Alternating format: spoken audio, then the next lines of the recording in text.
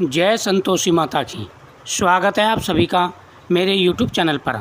आज मैं आपको शुक्रवार की संतोषी माता की कथा सुनाऊंगा। शुक्रवार के दिन माँ संतोषी का व्रत व पूजन किया जाता है।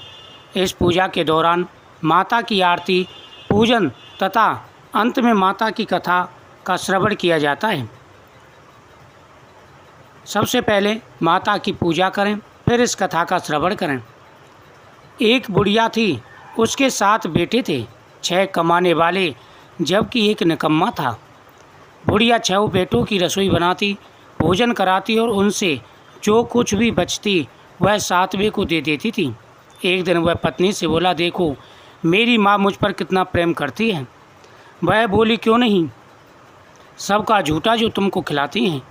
वह बोला, ऐसा नहीं हो सकता, मैं जब तक आँखों से ना देख लूँ मान नहीं सकता। बहू हंसकर बोली, देख लोगे तब मानोगे। कुछ दिन बाद त्यौहार आया। घर में 7 प्रकार के भोजन और चूरमे के लड्डू बने। वह जांचने को सिर दुखने का बहाना कर पतला वस्त्र सिर पर ओढ़े रसोई में सो गया। वह कपड़े में से सब देख रहा था। 6 भाई भोजन करने आए। उसने देखा माँ ने उनके लिए सुंदर आसन बिछा, नाना प्रकार की रसोई परोसी और आग्रह करके उन्हें जमाया। वह देखता रहा। 6 भोजन करके उठे तब माँ ने उनकी झूठी थालियों में से लड्डुओं के टुकड़े उठाकर एक लड्डू बनाया। झूठन साफ कर बुढ़िया माँ ने उसे पुकारा, बेटा 6 भाई भोजन कर गए, अब तू ही बाकी है, अब तू उठ और कब खाएगा। वह कहने लगा, माँ मुझे भोजन नहीं करना, मैं परदेश जा रहा हूँ। माँ ने कहा, कल जाना हो सो आज चला जा। वह बोला, हाँ आज ही जा रहा हूँ। यह कहकर घर से निकला। चलते समय पत्नी की याद आई। वह गौशाला में कंडे उपले थाप रही थी। वहाँ जाकर के बोला, हम जामे परदेश आमेंगे कुछ काल, तुम रहियो संतोष से धर्म अपनो पाल। बहू बोली, जाओ पिया आनंद से हमारो सो छटाए, राम भरोसे हम रहे ईश्वर तुम्हें सहाय। 2 निशानी आपन देव धरू में धीर, शुद्ध मत हमारी विसारियो रखियो मन गंभीर। वह बोला, मेरे पास तो कुछ नहीं, अंगूठी है सो ले और अपनी कुछ निशानी मुझे दे। वह बोली, मेरे पास क्या है, यह गोबर भरा हाथ। यह कहकर उसकी पीठ पर गोबर के हाथ की थाप मार दी। वह चल दिया। चलते चलते दूर देश पहुंचा। वहाँ एक साहूकार की दुकान थी। वहाँ जाकर कहने लगा, भाई मुझे नौकरी पर रख लो। साहूकार को ज़रूरत थी, बोला रह जा। लड़के ने पूछा, तनख्वाह क्या दोगे। साहूकार ने कहा, काम देखकर दाम मिलेंगे। साहूकार की नौकरी मिली। वह सुबह 7 बजे से 10 बजे तक नौकरी बजाने लगा। कुछ दिनों में दुकान का सारा लेन देन, हिसाब किताब, ग्राहकों को माल बेचना, सारा काम करने लगा। साहूकार के 7-8 नौकर थे, वे सब चक्कर खाने लगे। ये तो बहुत होशियार बन गया। सेठ ने भी काम देखा और 3 महीने में उसे आधे मुनाफे का हिस्सेदार बना लिया। वह कुछ वर्ष में ही नामी सेठ बन गया और मालिक का सारा कारोबार संभालने लगा। मालिक उस पर कारोबार छोड़ करके चला गया। पति की अनुपस्थिति में सास का अत्याचार होने लगा। इधर उसकी पत्नी को सास ससुर दुख देने लगे। सारी गृहस्थी का काम करा के उसे लकड़ी लेने जंगल भेजते। इस बीच घर के आटे से जो भूसी निकलती उसकी रोटी बनाकर रख दी जाती और फूटे नारियल की नारियली में पानी।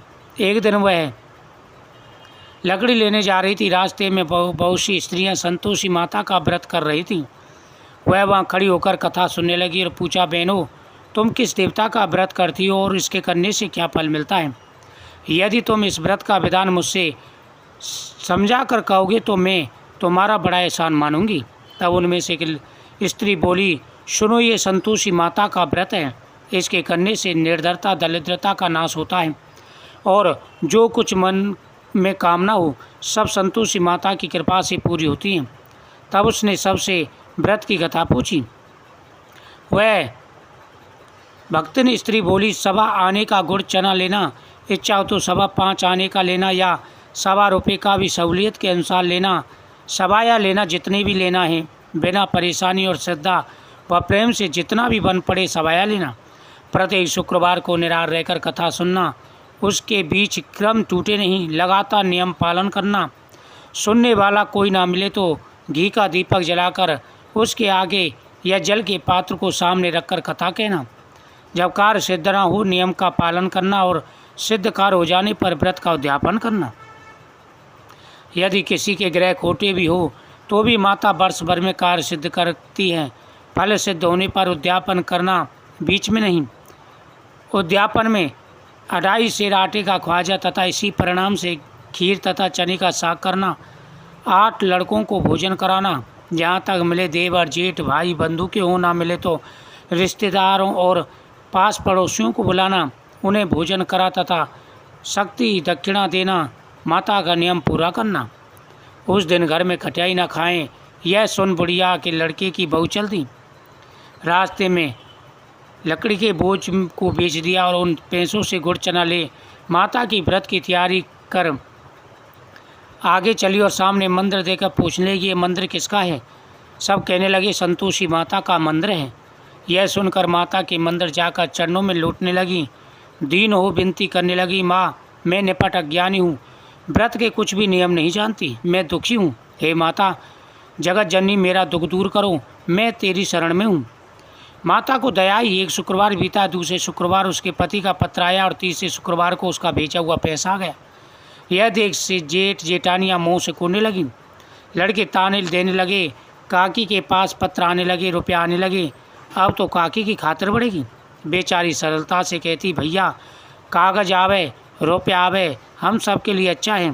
ऐसा कहकर आंखों में आंसू भरकर संतोषी माता के मंदिर में जाकर मातेश्वरी के चरणों में गिरकर कहने लगी, माँ मैंने तुमसे पैसा कम मांगा, मुझे पैसे से क्या काम, मुझे तो अपने सुहाग से काम है, मैं तो अपने स्वामी के दर्शन मांगती हूँ। तब माता ने प्रसन्न होकर कहा, जा बेटी तेरा स्वामी आएगा। यह सुनकर खुशी से बावली होकर घर में जा काम करने लगी।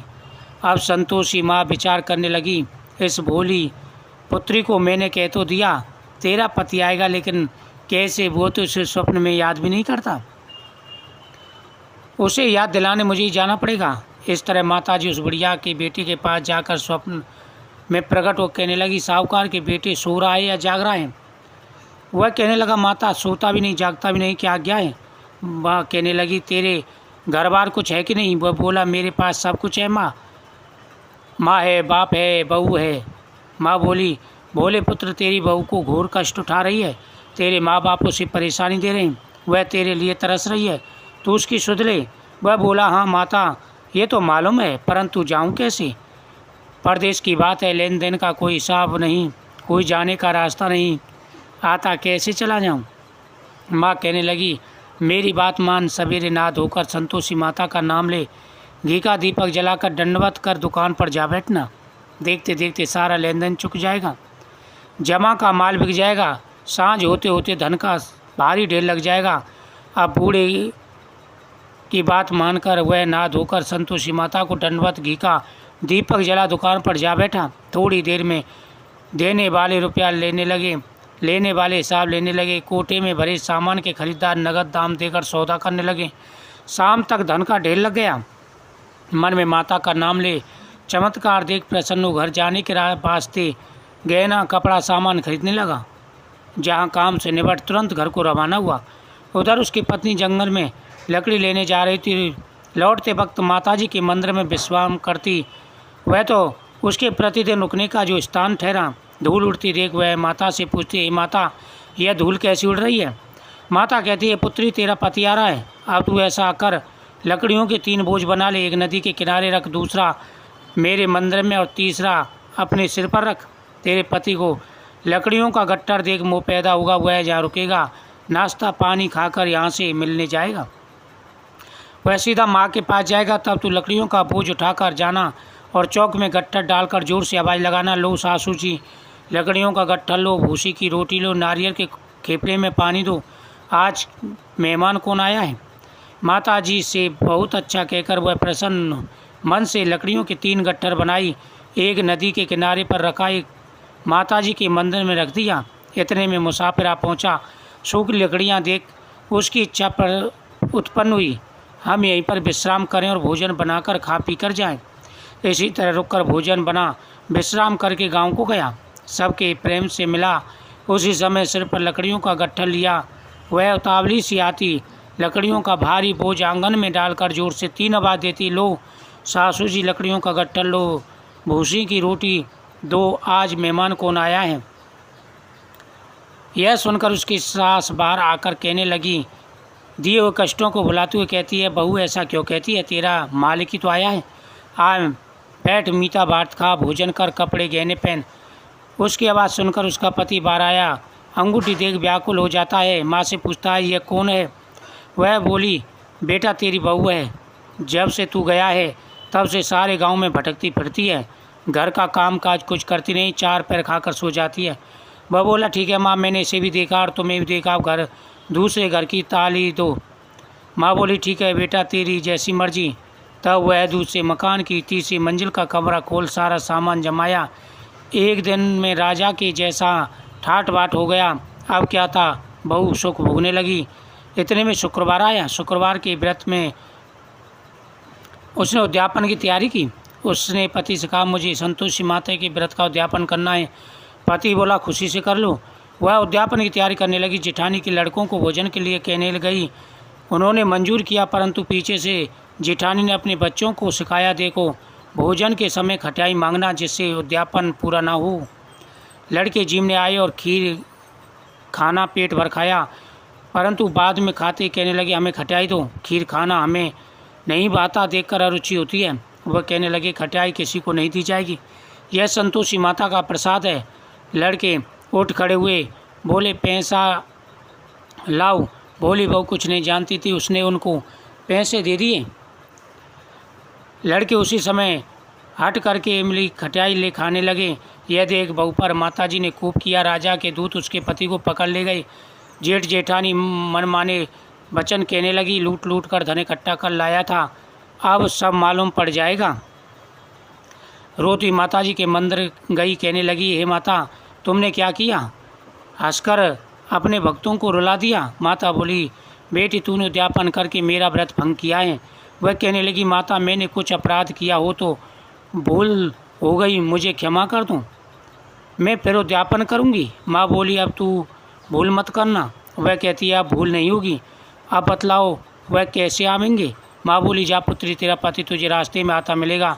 वह निकली, राह में पति आता मिला। वह पूछी, कहाँ गए थे। वह कहने लगा, इतना धन जो कमाया था उसका टैक्स राजा ने मांगा था, वह भरने आया था। वह प्रसन्न बोली, भला हुआ, अब घर को चलो। कुछ देर बाद शुक्रवार आया। वह बोली, मुझे फिर माता को अध्यापन करना है। पति ने कहा, करो। बहू फिर जेठ के लड़कों को भोजन को कहने गई। जेठ ने एक दो बातें सुनाई और सब लड़कों को सिखाने लगी, तुम पहले की तरह खटाई मांगना। लड़के भोजन से पहले कहने लगे, हमें खीर नहीं खानी, हमारा जी बिगड़ता है, कुछ खटाई खाने को दो। वह बोली, खटाई किसी को नहीं दी जाएगी, आना हो तो आओ। वह ब्राह्मण के लड़के लाकर भोजन कराने लगी। यथाशक्ति दक्षिणा दी और साथ ही दक्षिणा की जगह पर उन्हें एक एक फल दिया। संतोषी माता इससे प्रसन्न हो गई। माता की कृपा होते ही 9वें मास में उसके चंद्रमा के समान पुत्र पैदा हुआ। पुत्र को पाकर प्रतिदिन माताजी के मंदिर को जाने लगी। माँ ने सोचा, यह रोज आती है, आज क्यों ना इसके घर चलूँ। यह विचार कर माता ने भयानक रूप बनाया। गुड़ चने से सना मुख, ऊपर सूंड के समान होठ, उस पर मक्खियाँ भिनभिना रही थीं। दहली पर पैर रखते ही उसके साथ चिल्लाई, देखो रे देखो, कोई चुड़ैल डांके ना रही है, लड़के इसे भगाओ नहीं तो किसी को खा जाएगी। बहू रोशनदान से देख रही थी। प्रसन्नता से पगली बन चिल्लाने लगी कि वह चिल्लाती हुई दौड़ती हुई आई, देखो देखो, आज मेरी माता मेरे घर पर आई हैं। वह बच्चे को दूध पीने से हटाती है। इतने में सास का क्रोध फट पड़ा। वह बोली, क्या तो आबली हुई, बच्चे को पटक दिया। इतने में माँ के प्रताप से लड़के ही लड़के नजर आने लगे। वह बोली, माँ, जिसका व्रत करती हूँ यह वही संतोषी माता है। सबने माताजी के चरण पकड़ लिए और विनती कहने लगे, हे माता, हम मूर्ख या ज्ञानी हैं, तुम्हारे व्रत की विधि हम नहीं जानते, व्रत भंग कर हमने बड़ा अपराध किया है। जग माता, आप हमारा अपराध क्षमा करो। ऐसे प्रकार माता प्रसन्न हुई। बहू को प्रसन्न हो, जैसा फल दिया वैसा माता सबको देना, सबकी मनोकामना पूरी करना। इसके बाद में कथा सुनने के बाद में संतोषी माता की आरती करें। संतोषी माता सभी की मनोकामना पूरी करती हैं। जय संतोषी माता की।